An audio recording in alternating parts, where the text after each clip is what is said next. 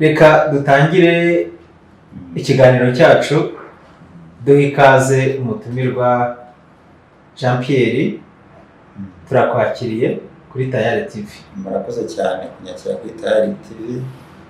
Yes. Twabivuze bishize nakagaruka ntabwo ari ubwa mbere rero tugiye gukorana ikiganiro, ni inshuro ya kabiri tugiye gusubukura ikiganiro twagiranye ubushize. Rero reka mbanze nshimira abantu bakurikirana TAYALI TV. Ni abantu b'agaciro cyane, ni abantu b'ingenzi, ni abantu ntabona uko nsobanura. Ni abantu baduhamagara, ni abantu baduha inkunga y'uburyo bwose. Abakurikiranye rero TAYALI TV cyangwa se abakurikirana ibiganiro bya TAYALI TV mwese, namwe ndabashuhuje kandi ndabashimiye by'umwihariko cyane aho muherereye hose, baba bari mu Rwanda, ku yindi migabane itandukanye. Turabashimiye kandi ubutumwa bwanyu n'inkunga yanyu bitugeraho, mukomerezaho, mukomeze mudushyigikire. Umutumirwa wacu rero ni Pierre. Twaganiriye ku bijyanye n'ubuzima. Umuntu agizwe n'ibyo arya, umuntu agizwe n'ibintu byinshi cyane. Rero na Yezu yaravuze ngo umuntu ntatungwa n'umutsima gusa. Ndagira ngo Pierre tuguhe umwanya utuganirize ku bijyanye n'inyunganiramirire. Niho twari twasukiye ikiganiro werekana bimwe mu bishobora gufasha abantu. Iyo ikintu cyiswe inyunganiramirire burya kiba gifite igisobanuro kirekire. Ndagira rero ngo udusobanurire noneho aho twari twasubikiye, ubundi mutekereza kuzana inyunganiramirire. Nuko mwabonaga imirire y'abantu ikennye, inyunganiramirire kubera iki icyo kintu cyaje gute, gifashije iki, kugira ngo noneho tuze gukomereza aho twari twagereje ubushize. Murakoze cyane. Nongeye kwivuga nk'uko yabivuze Jean Pierre, nitwa Mukunzi Peter cyangwa se Pierre nk'uko yabivuze. Haba tugiye kongera gusubukura ikiganiro cyacu nk'uko igice cya mbere twakivuzeho, tuvuga uburyo umuntu yasukura amara ye, gusukura umubiri wiwe, tuvuga no kuri product ishobora gufasha ku kibazo kigoranye cyane kinakomeye muri no minsi kijyanye na stress cyangwa se umunaniro ukabije abantu duhura nacyo. Rero muri Natural Med Health Care dufitemo product nyinshi zitandukanye zifasha kuvura cyangwa se no gufasha kwirinda ibyo bintu mu gihe bitari byaza. Nk'uko abivuze rero ati ni gute mwatekereje kuzana inyunganiramirire, ese koko zari zikenewe? Ni nk'uko byitwa inyunganiramirire cyangwa se food supplement, ni ukuvuga ngo byaje bize gusupplementinga cyangwa se kunganira ya mirire yacu ikennye duhura nayo bitewe n'ibyo turya bigiye bitandukanye usanga byangiza umubiri wacu. Noneho rero abahanga mu by'ubuzima baravuga bati n'ubundi umubiri wacu utunzwe n'ibyo kurya, cyangwa se we are what we eat. Donc uko umuntu ubona inyuma bivana n'ibyo aba yariye. Habaho rero icyo bita inyunganiramirire kugira ngo twongeranye za ntungamubiri, za vitamins tutabonye mu byo twariye, twongere kuzibona mu bindi bimera bitandukanye, byiyongeranya mu byo twabonye ku igaburo ryacu ku meza. Nicyo hari nasubiza ku cyo warubajije ku bijyanye n'inyunganiramirire. Inyunganiramirire ngira ngo ni ijambo rigari cyane, wenda uzakomeza kugenda urigarukaho cyane urisobanura, kubera ko haba hari imirire noneho hari n'ikiyunganira. Ngira ngo muri icyo kiyunganira rero hajemo technology, niyo hari wenda irimo n'izi product zikoze mu buryo wenda uzagenda usobanura kugira ngo abantu bumve akamaro kazo n'uburyo zishobora kunganira ya mirire. Ubushize twabonye ebyiri, niba wenda bitari birebire cyane wasa nkaho uzibutsa abantu, noneho tugakomereza ku yindi. Ubushize twabonye kuri product zigera kuri ebyiri, ni nazo twanaganiriyeho kugira ngo bamwe benshi baranyuzwe, kandi nibyo koko ubuzima bwacu niyo priority, nicyo kintu cy'ibanze.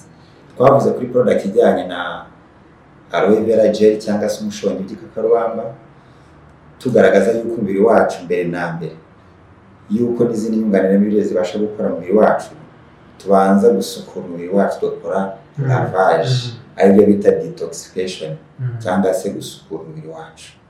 Dusanga ko umubiri wacu umeze nk'aho ni nk'ikimoteri ahantu twinjiza ibintu byinshi, kuko iyo duhumetse ibyo turya aho hose dukuramo ibyangiza umubiri wacu. Ubwo rero tuba dukeneye gusukura inzira y'ibyo kurya aho binyura, icyo bita digestive system, tugasukura n'amara n'umwijima.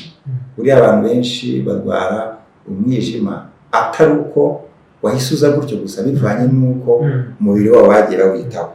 Icyo bita toxine ni uburozi n'umucafu bigenda bikagenda byihoma noneho ahantu turi mu gasanga ngo yararwaye umwijima waratubaguritse, biba bimaze igihe kinini cyane.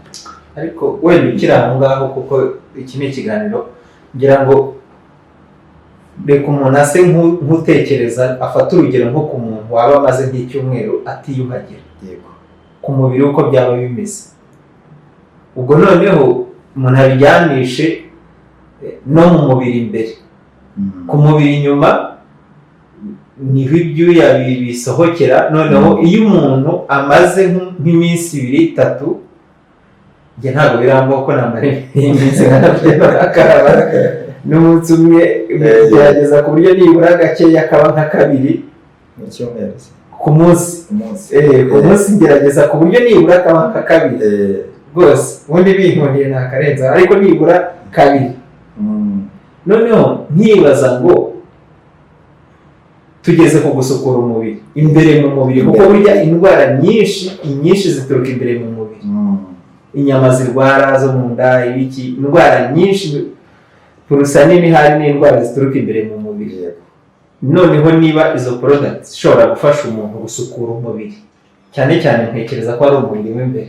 Noneho inyuma ku mubiri ubwaho, iyo umuntu amaze umunsi umwe atarakaraba, ibaza uko biba bimeze. Imbere mu mubiri ubwo byaba bimeze gute? Buriya rero hari icyo nakubwiraga, hari ubudahangarwa Imana yahaye umubiri ku buryo ubasha kwirwanaho, ukirwanaho mu bibazo byose, mu ngorane zose.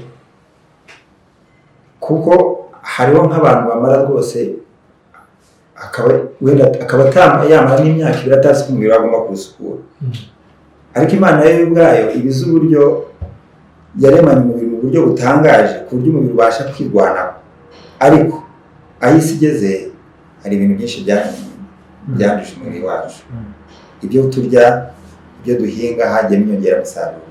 Kera umuntu yabashaga kurya ikintu cy'umwimerere cy'inaturere, ari ikijumba kikiva mu murima, nta fumbire mvaruganda irimo, ukumva n'icyanga cyacyo.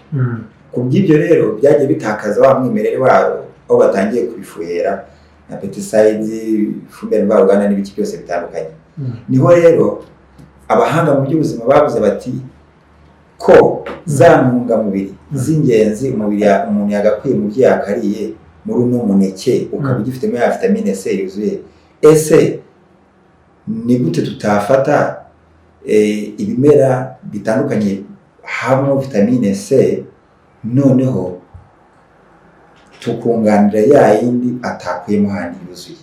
Niyo mpamvu rero tugarutse kuri icyo ngicyo, iyo myaka yose umuntu yaba amaze, hari abantu bamara n'igihe cyo kinini cyane adasukura umubiri wiwe. Ariko iyo turimo gusobanurira abantu batugana ku bijyanye n'ubujyanama ku buzima, tubasobanurira ko nk'urugero ruto cyane, tugafata urugero rwa teremusi, dushyiramo igikoma cyangwa icyayi, tukamubwira duti ntuyifite iwawe mu rugo? Ati ndayifite. None uyitetsemo igikoma ukakinywa, ntuyoze ukayibika, n'ejo ukongera ugasuka igikoma, ntuyoze ukayibika, mu minsi 7 y'icyumweru iyo teremusi yawe imeze iti? Byaba byabaye ibindi byaba byabaye. Ni ukuvuga ngo iyo teremusi ugiye kurebamo wasanga hajemo udusimba, uduki twinshi cyane. Noneho rero uva kuri iyo teremusi ukuntu imeze, ugaruke mu mubiri wawe. kugira ngo wumve agaciro y'uko umubiri wawe ari bwo butunzi bwa mbere ahita yumva abyumvisha muri iyo context. Ubwo rero nicyo ngicyo wavuga ati umuntu amaze iyo myaka yose nawe ubyibazeho nyine kuneba ameze. Njye nabigereranyije no ko namara nk'iyo minsi ntarakara uko byaba bimeze. Numva byaba biteye ubwoba. Gusa icyo nahamya cyo ushobora kuba waba utakiriho kuko iyo myaka ni myinshi cyane kandi tuzi yuko indwara all chronic disease started from that current niko babivuga.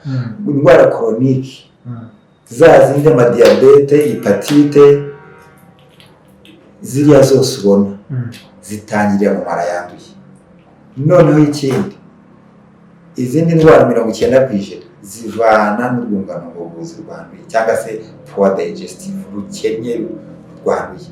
Ubwo rero ibyo bintu byose byaba byaramaze kuguhuriraho, ntabwo sinzi neza ko waba ukiriho kuko umubiri wawe rwose waba warangiritse cyane. Niyo mpamvu rero dukeneye gusukura umubiri wacu. Ku bafite imodoka twaha urugero rworoshye nk'imodoka amezi 6 uyikorera control wayo kugira ngo yongere ihumeke vidange imene. Rero umubiri wacu ni ingenzi cyane, tugomba kwitaho nibura rimwe mu kwezi tukabasha gusukura umubiri wacu dukoresheje hair products. Baraza kuyigaruraho aloe vera kugira ngo usukure umubiri wawe, inyama zo mu nda, ibice byo mu nda wongere ubicleaning kugira ngo nibyo wongera umunsi ku munsi bijye bisanga mu nda yawe hari ibyo prepare hameze neza. Icyo nicyo navuga ku bijyanye rero no gusukura umubiri wacu. Ubwo twinjize mu murongo rero neza noneho muri iki gihe abantu bafite shuguri nyinshi, n'ibyo byo kurya turi kuvuga, nubwo umuntu atanabona n'umwanya wo kubirya yanabirya ntabirire igihe, ugasanga umwanya wabaye muke. Kugira ngo umuntu rero agire amagara mazima akora iki? Yabigenza gute? Akora iki? Ubwo ngubwo ni byiza ko ubajije icyo ngicyo tugiye gutuma tudatwataka no muri iki gice cy'uno munsi ari cyo gice cya kabiri muri natural remedy health care. Ikiganiro cyacu cyitwa tuzajya tugenda dukomeza kubona n'ibindi bice bikurikiyeho. Uyu munsi tugiye kureba ibintu bigera kuri 7 dushobora kwitaho kugira ngo umubiri wacu ugende neza. Oya ni 7 ni 8 ni 8 sorry. Ibi bintu bigizwe n'inyuguti zigera ku 8 ari byo biri mu ijambo rimwe ryitwa new start. New start abbreviation yayo turaganira kuri inyuguti ya N ari ihagarariwe n'icyo bita nutrition cyangwa se ibijyanye n'imirire. Indi inyuguti ariyo E cyangwa E, exercises, gukora siporo. Umubiri wacu ukeneye gukora siporo. Iyindi yitwa W cyangwa W, water. Turaza kubona ko amazi ari ingenzi, ifite igice kinini cyane ku mubiri wacu. Ariyo S ikurikiyeho sunlight, dukeneye umucyo. Umucyo, umubiri wacu ukeneye umucyo, akazuba.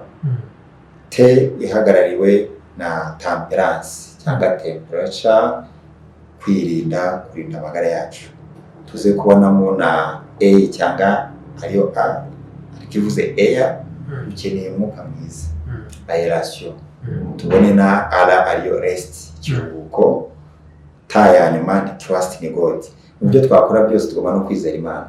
Tugiye kuganira rero mu bijyanye icyo bita new start, ariko twifashishije izo abbreviation, buri kintu kimwe ku kindi, none turusheho gusobanukirwa umubiri wacu ibyo tugomba kubungabunga. Tuzagenda tunasobanura umunsi ku munsi, ese nutrition ni ibiki tugomba gufata kugira ngo umubiri wacu ugire akamaro, ese ni izihe exercice umubiri wacu wakenera, ese n'amazi angana iki umubiri wacu wakenera, ese ni urumuri ruri kubera urugero udashobora kwangiza imirasire y'izuba umubiri wacu. Tuzarebera hamwe noneho n'uburyo tugomba kwirinda, turebe noneho n'umwuka mwiza twahumeka uko umeze, noneho turebe n'ikiruhuko, umubiri umukeneye ikiruhuko. Noneho dusoze tunareba ese ku byose bihagarikiwe no kwizera Imana. Mbere na mbere Imana kuko ni nayo yaturemye. ibyo rero nibyo tugiye kurebaho mu kiganiro cyacu cy'uyu munsi. ngira ngo ibyo bintu rwose ni byiza kuko ubaye nk'aho utanga umurongo usobanutse. Tuzagenda tugaruka kuri buri kimwe wa mugani kugira ngo gisobanure, ariko noneho reka tugaruke kuri cya kintu rero cy'imirire n'inyunganiramirire. Ngira ngo n'ubundi niho tukiri. Yego, imirire n'inyunganiramirire. Inyunganiramirire uratubwira imirire ni iki, inyunganiramirire noneho nizo product bari batangiye kutubwira, noneho tugaruka aho ngaho nyine n'ubundi. N'ubundi ni nacyo kinabanza nutrition cyangwa se imirire. Buriya tuvuze ku mirire tugomba kumenya se ropa cyangwa se indyo yacu igomba kuba imeze ite ku meza. Ni ukuvuga ngo hari indyo iri mu buryo butatu mu ndyo wakagombye gutegura ku meza uri kurya, abantu tugomba kujya tumenya. Kandi tunabonera kubabwira ko dutanga n'ubujyanama kuri ibyo byose. Hari byinshi tutavugira aha ngaha kuko abantu batugana, nimero yacu ya telefone muraza kuyibona. Umuntu araza tukamuganiriza neza akamenya ni iyihe indyo yuzuye akagombye gufata. Ariko muri makeya, muri nutrition cyangwa se mu mirire ibyo twakagombye kurya, ugomba kureba ese mu byo ugiye kurya harimo ibyubaka umubiri mu ndyo yawe. Ese mu ifunguro ryanjye nateguye harimo ibirinda indwara? Ikindi se harimo ibitera imbaraga? Ubwo buryo butatu ni type z'indyo twakagombye kuba dufite ku meza yacu. Ibyo rero tuzabisobanura n'ubutaha. Twari tuba kunyuramo nka resume y'ibyo tuzigaho, cyane ko n'abatugana tuzajya muri detail tubasobanurire. Ariko izo ndyo zo mu buryo butatu nizo umuntu yakagombye kuba afite mu byo yakariye: ibirinda indwara, ibitera imbaraga n'ibyubaka umubiri. Hari igihe bavuga ngo ibirinda indwara, ibyubaka umubiri, ibitera imbaraga. Umuntu wa mukecuru wanjye nasize iyo mu cyaro ntamenye ngo ni ibiki. Izo detail aba zikeneye kugira ngo asobanukirwe ngo ubwo ntetse ibyubaka umubiri birimo, ibitera imbaraga ni ibi, birinda indwara ni ibi. Ubwo wari ushatse kuvuga ngo tuvugeho gatoya kugira ngo umuntu anamenye ati ibyo ndi burye muri uno mugoroba, ese ubwo iyo ndyo irimo. Duhere ku birinda indwara. Birinda indwara akenshi dusangamo imboga rwatsi, dodo. Buriya nanashishikariza abantu kugira akarima k'igikoni. Zihinge, zigire imboga wihingiye, zitarimo ifumbire mvaruganda, uzitegure neza. Aho kenshi dukuramo ibirinda indwara.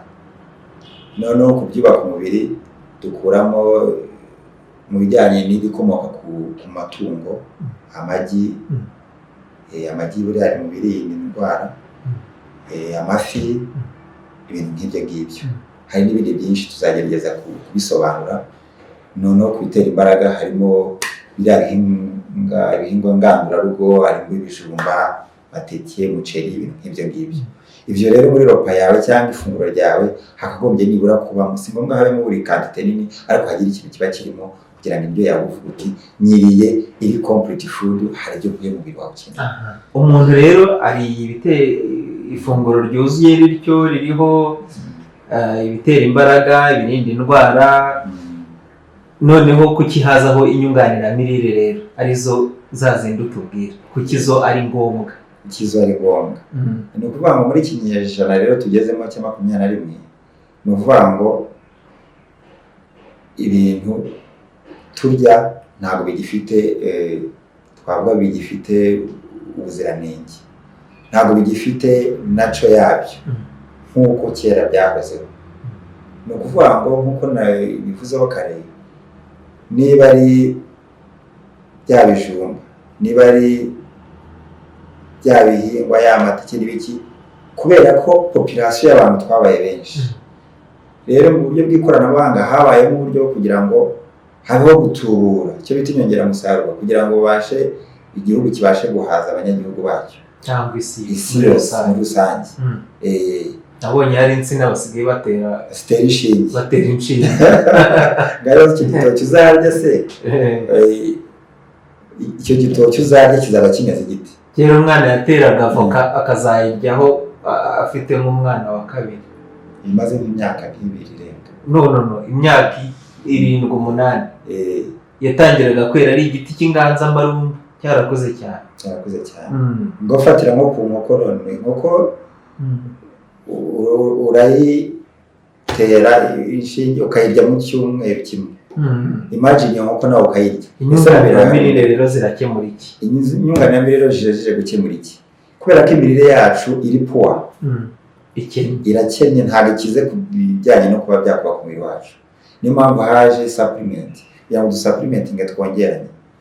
Noneho bafate bya bimera bitandukanye Imana yaremye, bafate urugero cya kijumba, bafate imboga, ibinyampeke, ibyo byose bitandukanye. Noneho bapime, baganga Imana yabahaye ubumenyi, bapime barebemo ese niki kirimo intungamubiri wa muntu yagakeneye n'ubundi muri cya kijumba atabonye yuzuye, ariko yongeranye kugira ngo umubiri ugire ubudahangara. Niyo mpamvu rero haje zino nyunganiramirire kugira ngo havanwemo iby'ingenzi umubiri wagakeneye, noneho byongerwe kuri bya byo kurya byacu bikennye, none umubiri wacu bikwiye. Kandi muri cyiza nyunganiramirire zacu niba vitamine C. Vitamine C ari akanini kamwe mu nyunganiramirire uri bufate. Kaba tuzi ko vitamine C tunayikura mu macunga cyangwa se mu maronji. Niba ufashe akanini kamwe ni nkaho wakariye ikiro cy'amacunga cy'amaronji. Kubw'ibyo rero ubasha kuba wanayigendana. Ugiye mu rugendo, ugiye Dubai kurangura n'iki, urafata agaproduct kawe ukajyana. Noneho igihe uri bukenere anytime uvuga ati ngiye ka kanini ya vitamine C, ariko ikiro cy'amacunga ntabwo nagishyizemo mu mbage ngo nyene nkigendanye. Ntabwo binagenda, ntabwo wabigendana. Ariko izi supplement wayifata aho uri hose, umwanya wose waba urimo wabasha kugaruriza iby'umubiri wawe wabukeneye mu gihe runaka ukeneye. Rero ni igisubizo muri iki kinyejana cya 21 kubona inyunganiramirire zirakenewe ahantu hariho hose. Kuko ibyo turya byarakennye, tukibonamo ibyo bikwiriye, dukeneye kunganirana kandi biranoroshye kuba wanayigendana aho uri hose umubiri wawe, twaturimanyingo twawe ukatwubaka, ukatugaburira, ukabona ibikwiye. Niba numvise neza wenda uraza kumpasora, ni ukuvuga ngo umuntu ashobora kuba ari ahantu muri biro, mu rugendo se cyangwa se n'ahariho hose. Ubundi ubona ko ikibazo dukunze kugira nko mu mujyi cyangwa n'ahandi no mu cyaro bibaho, barya ibintu byeze biri kumwero muri icyo gihe. Ni ukuvuga ngo niba heza ibigori mu cyaro cyangwa se na hano mu mujyi turabibona, abantu igihingwa kigezweho nicyo baba bari kurya cyane. Iyo kirangiye ntushobora kubaza, nk'ubu ushobora kubaza ngo imiteja cyangwa iki, cyakora nk'aba hano mu mujyi bo bayibona, ariko ugiye nko mu cyaro ugasanga ntushobora kubibona. Bishatse kuvuga ngo umuntu ari mu rugendo cyangwa se ari mu kazi, nta mpamvu yo kuvuga ngo nabuze wenda nari nkeneye kurya umwembe, ariko kubera ko ntayo no kubona biri bungore, icyo gihe ni ukuvuga ngo icyo ushaka kuvuga ni uko umuntu naba afite ka kanini arakarya, ubwo aba ari inanasi yose. Nicyo bishatse kuvuga. Icyo bishatse kuvuga nanone no kubanza kumenya nuko twabivuze ngo tubanza gusobanura product, tukamusobanura ikikozwemo, hakoreshejwe n'umwembe bafashe, n'amaronji bafashe, noneho bakora akanini kugira ngo ukuremo ya vitamine C kuko umubiri wawe ukeneye. Niba rero ukeneye kurya umwembe kandi umwembe twaba tuzi kuri bukoremo ya vitamine C, dufite product ubwayo yitwa vitamine C 100%. Ka capsule, ka supplement ubwatwo gakoze muri vitamine C 100%. Nugafata urabugaruje ya vitamine C n'ubundi bagakomeye gukura mu myembe. Ukurya umwembe kugira ngo n'ubundi ukuremo ya vitamine C gaburira umubiri wawe. Kugira ko kakitwa ngiki? turaza wenda kukagarukaho nyuma tukajya tugisobanura kugira ngo abantu baze kumenya ukuntu umubiri we bawitaho gafite umwihariko wabo turaza kugasobanura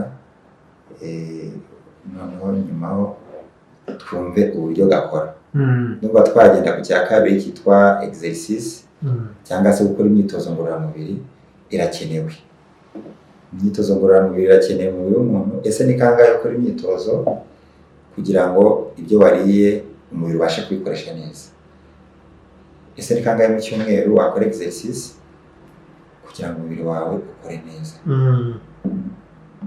Icyo rero nacyo kirakenewe. Cya gatatu, amazi. Umubiri ukeneye amazi ku kigero kingana gite? Umubiri wacu buriya ukenera amazi menshi cyane. Hafi 3/4 bigize umubiri wacu ni amazi. Buriya hari n'uburyo dupima icyo bita mass index tukamenya igipimo cy'amazi wakagombye kunywa. Ibyo byose turabisobanura ku batugana, tukamenya uburebure bwawe, tukanamenya n'amazi wakagombye kunywa. Niba ari litiro imwe, niba ari litiro ebyiri, ukamenya ati byanga bikunze umunsi ku munsi amazi umubiri wacu. Ariko hari abantu bamara n'icyumweru, kamara ukwezi, akavuga ati ngiye rwose ntabwo njyamo amazi, akanywa inzoga, akanywa n'ibindi bindi. Ariko buri biba wiyangiza kuko inzoga ubwo unywa alcohol nyinshi nibwo igenda yangiza uturemangingo twawe. Kandi amazi afite uruhare runini cyane mu gufasha no kugira ngo asukure n'umubiri wawe. Amazi rero ni ingenzi, ni igice kimwe mu buzima bwacu dukeneye cyane. Ikindi, sunlight. Umubiri wacu ukeneye urumuri. Twagiye tunabyumva na kera, ababyeyi bacu batubwira ati akazuba ka mu gitondo ukibyuka saa 11:30 saa 1 hata harimo vitamine C. Dukeneye rero urumuri. Buriya twanabwira nk'abantu mu gitondo karya akazuba ka mu gitondo katari kakara cyane, buriya gafite ibintu byinshi cyane. Iyo karasiye ku mubiri wacu, indwara nyinshi cyane kabasha kurinda cyangwa gupreventinga zakagombye kwata ku mubiri wacu. Icyo nacyo tukimenye. Sunlight cyangwa urumuri, imirasire y'izuba zirakenewe. None ikindi rero twavuga yuko ari key point namba ya byose, temperance. Dukeneye kurinda umubiri wacu mbere yuko twivuza. Ni umuhanga witwa Dr. Desiderius Erasmus niwe wavuze ngo prevention is better than cure. Kwirinda ni byiza kuruta kwivuza. Ubwo rero tugomba kwirinda mbere yuko ahubwo turi bukenere umubiri wacu bukenera ikiguzi kinini cyane. Uradusaba amafaranga, nutirinda umubiri wawe uzagusaba amafaranga menshi cyane utanafite. Icyo rero kwirinda ni intwaro ya mbere ikomeye. Tunarebere hamwe yuko umubiri wacu ukeneye umwuka mwiza, air. Ni byiza ko tugera igihe umuntu agatembera akava n'ahari, ukajya ahantu mu biti hari aeration, ugafata umwuka mwiza, gakingura inzu, amadirishya gukinjira, gukinjira, ibintu nk'ibyo ngibyo. Ibi byose birakenewe. Dukeneye ikiruhuko. Niba ari ikintu muri no minsi abantu babuze ni ikiruhuko. Umuntu arakora amasaha 48, akamara icyumweru, akamara ukwezi, akamara amezi 12. Kuruhuka no kuryama. Kuruhuka nacyo gikunze gucanga abantu. Naribaza ngo kuruhuka ni kujya kureba umupira. Kuruhuka ni gute? Ukuvuga ngo rero kuruhuka, hari igihe bavuze kuruhuka abantu babyumva, hari uvuga ngo ni ukuryama cyane, ni ukujya ahantu hari umuziki. Kuruhuka bivugwa aho ngaho. Kuruhuka ushatse kuvuga ni uko reka basone kuruhuka tuba tugira ngo uruhure umubiri. Hari kuruhuka twita kuruhuka aho urimo kunaniza ubwonko. Ari nk'icyo ngicyo bavuga ngo tujya kuruhura umutwe, ukajya kureba match, ikipe yagatsindwa, ahubwo noneho uturemangingo tw'ubwonko turaturika. kuko hari icyo twari twiteze tukibonye mu buryo bwa opposite. Icyo gihe intekerezo zawe ziri buremererwe cyane. Kuruhuka rero ni gute? Kuruhuka rero ni kuruhura umubiri, abo ntabwo uri gustress umubiri. Nongere babwire ko kuruhuka hari n'uvuga ati ngiye mu kabari aho abandi bari biruhura ubwonko, ko ntabwo ari ukuruhuka. Ahubwo kuruhuka nyakuri ni ukuvuga ngo niba utashye. Ubundi tuzi ko umuntu mukuru aba agomba kuruhuka amasaha atari munsi y'8. Tuvuge niba uvuye mu kazi, niba ari ukujya kwiga, niba ari iki, making sure saa 2 ube wamaze kurya, ufata isaha imwe yo kwisoropoza kugira ngo ukore digestion, noneho saa 4 ube wamaze kugera mu buriri, saa 12 ubyutse. Burya amasaha 8 ube yagejeje. Ayo uruhura ubwonko bwawe, uruhure telefone ishyire ku ruhande, aho ngo uruhuye umubiri wawe. Kuruhuka rero ntabwo ari ukuvuga kunaniza ubwonko ujya mu bindi. Nicyo twavugaga ku kijyanye no kuruhuka. Icyanyuma, trust in God, twabonye ko Imana ariyo mugenga wa byose. Wizere n'Imana. Burya ko udafite byiringiro nabyo binaniza ubwonko. Udafite gutekereza ngo ejo hazaza Imana niyo hafite mu maboko yayo, ibyo nabyo binaniza ubwonko. Uhora uhangayitse kandi aricyo twefite ahubwo. Ibyo rero mu bijyanye n'ibikubiye mu ijambo new start, tuvunaguyemo muri makeya, tuzarushaho kugenda tubera mu buryo burambuye.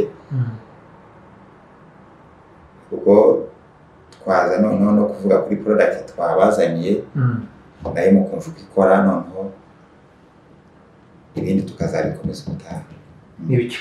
Ngira ngo Pierre urakoze, ibi bintu wenda tuzagenda n'ubundi tubigaruka ntago tubirangije. N'abakurikiye TAYALI TV wenda bazagira n'umwanya wo kubibaza ibibazo, ariko reka tujye kuri product batuzaniye uyu munsi. Nk'uko twakomeje kubivuga, umubiri wacu uko tuwukoresha cyane ntacyo tuwuha, ni kugenda tuwunaniza, ari nako uturemangingo tw'ubwonko bwacu tugenda dupfa. Niyo mpamvu twazanye rero iyi product yitwa Loga. Loga ni product nziza cyane, ifite akamaro kanini cyane mu kugabanya isukari mu mubiri. Abantu kuri iki gihe usanga kenshi turya ibyo turya byose ugasanga harimo isukari. Ugasanga umugati waguze ugiye kunywesha icyayi ni isukari gusa. Ugasanga cya cyayi nayo ni isukari. Ibyo bikora umunsi ku munsi, wumve quantité y'isukari umaze kugeza mu mubiri wacu kandi yo mu nganda. Iyi rero ifite uruhare cyane mu kugabanya isukari iri ku rwego rwa 2 mu maraso, ikayigabanyamo. Kandi ikaba ifite uruhare cyane mu gutuma pancreas ikora neza, cyangwa se urwagashya. Urwagashya nirwo rusekereta cyangwa se rutunganya isukari umubiri wagakeneye ukakwirakwiza mu mubiri. Noneho ikaba ifite uruhare cyane no mu kugabanya ibyo bita bad cholesterol, ibinure bibi mu mubiri. Iyi rero ni ingenzi cyane. Noneho hari abantu batakaza ibiro, cyane cyane bafite iyo diabete yo mu bwoko bwa 2. Abantu bagatangira gukuka amenyo kandi akiri mutoya, ugasanga umuntu atangiye kugira imbaraga nkeya, icyo bita impotentiel mu gutera akabariro, kandi uri umugabo wubatse. Ibi byose bivana n'uko iyo diabete iba yaramaze kugera ku rwego rwo hejuru. Niyo mpamvu turarikira abantu gukoresha iyi product yitwa Loga. Haba harimo utunini 60, ufata ukapsilo 2 ku munsi, ukatunywesha amazi y'akazuyazi. Iki ni ikibazo gikomeye cy'umubyibuho ukabije ku bantu muri ino minsi. Nyamara nta kintu, ugasanga no gufata nabi umubiri wabo. Iyo ni product mbararikira. Waba ufite icyo kibazo, waba utagifite, icyo cyiza cya product z'inyunganiramirire, utaragira icyo kibazo wayikoresha. Wanagize icyo kibazo wayikoresha, uretse ko wenda bwo wagize icyo kibazo hatundi tuntu tukongereramo kuko umubiri wawe hari byinshi ubura, ariko ni product y'umuntu wari wese.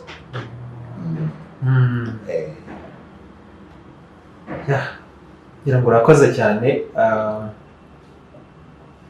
Tubonye ibintu 8, tubonye na product yongera kuzori batweretse. Ngira ngo wenda mu gusoza ikiganiro cy'uyu munsi wagira ubutumwa bwihariye wenda utanga kugira ngo ibidasobanutse tuzabigarukeho ubutaha. Yego, murakoze cyane bari bakurikiye televiziyo Tayali TV. Ikiganiro cyacu reka tugisoreza ahangaha, si ugusoza, tuzasubukura, ahubwo reka tube dusubitse. Ubutumwa natanga nuko abantu mbere na mbere twite ku buzima bwacu, kuko nicyo gishoro cya mbere.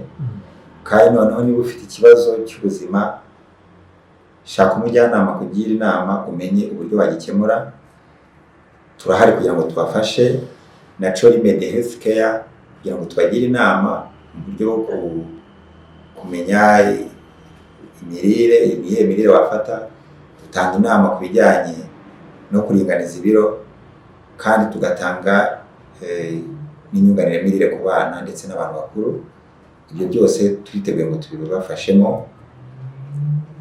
Amagara yacu tuyibungabunge kuko nicyo gishoro cya mbere, nicyo nababwira.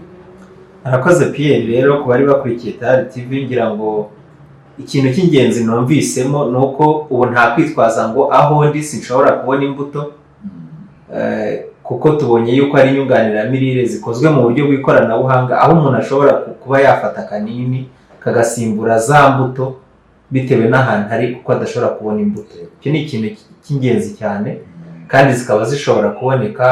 Akaba ari agacupa gato ushobora gushyira mu mufuka, muri bag yawe, ukakagenda naho uri hose. Ukaba ushobora gufata ako kanini, kakaba gashobora gusimbura za mbuto utari bwikorere umutwaro w'inanasi cyangwa se w'amaronji cyangwa imyembe. Ni ikintu cyiza cyane. Rero ngira ngo tuzakomeza kugenda tubigarukaho kugira ngo uko umuvuduko w'iterambere ry'isi uri kwirukanka, tumenye no kujyana nawo, kandi twirindira amagara, tugira amagara mazima. Nk'uko bivuze, igishoro cya mbere ni ubuzima. Haguma ubuzima, imirizo iramera niko inyamaswa yavuze. Murakoze rero. Ikiganiro kuri Tayali TV nakagaruka, ngira ngo naho gutaha tuzakomeza tureba n'ibindi byinshi cyane. Murakoze. Dushimire n'abari badukurikiye mwese. Imana ibahe umugisha. Murakoze cyane. Naho gutaha.